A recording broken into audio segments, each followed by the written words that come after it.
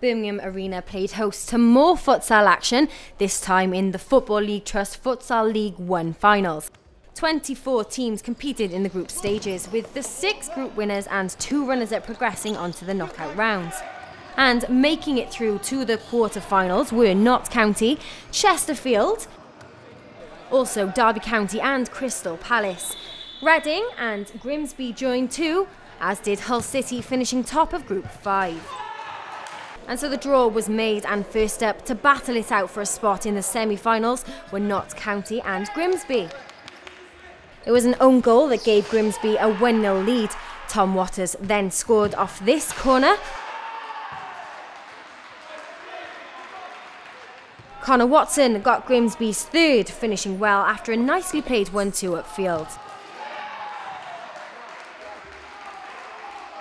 A bit of skill from Nathan Lambert, taking the score to 4-0 with this cheeky back heel. On to the second quarter-final now. Chesterfield took an early 1-0 lead over Reading. Nathan Smith then finding an equaliser for Reading, and was again responsible for taking the lead with his second goal.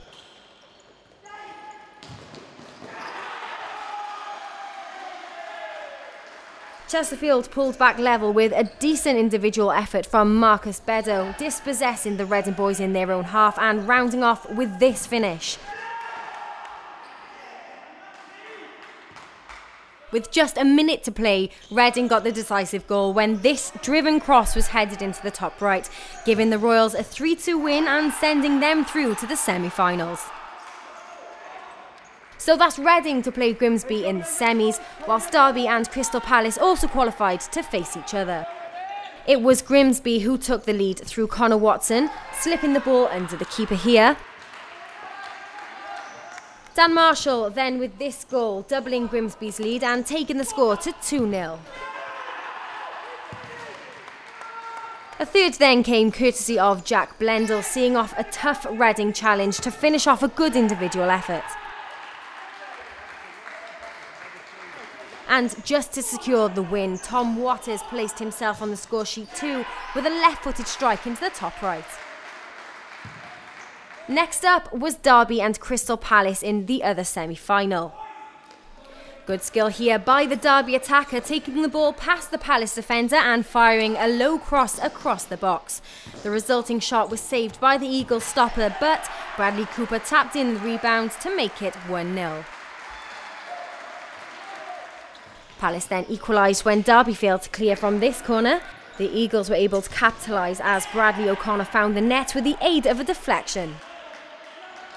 With 6 minutes remaining, Derby broke from midfield in a good team move, Joseph Ilston finishing off to make it 2-1.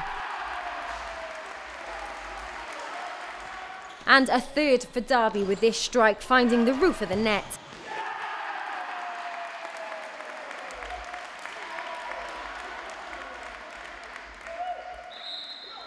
Palace then made it 3-2, which wasn't enough to set up a comeback, as Derby took the win on the final whistle to take themselves into the final against Grimsby. It was a familiar situation for both sides following their meeting earlier in the season in the Soccer AM Cup final, and it was Grimsby who came out victorious then in a closely fought out 7-6 win. This was to be a game that belonged to the keeper, and here is why.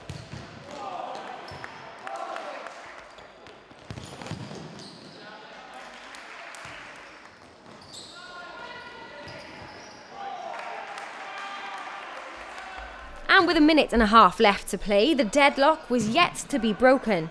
Derby's keeper Oliver Camage made another excellent stop here. However, with just 60 seconds on the clock, Dan Marshall got the first goal of the game and took the lead for Grimsby.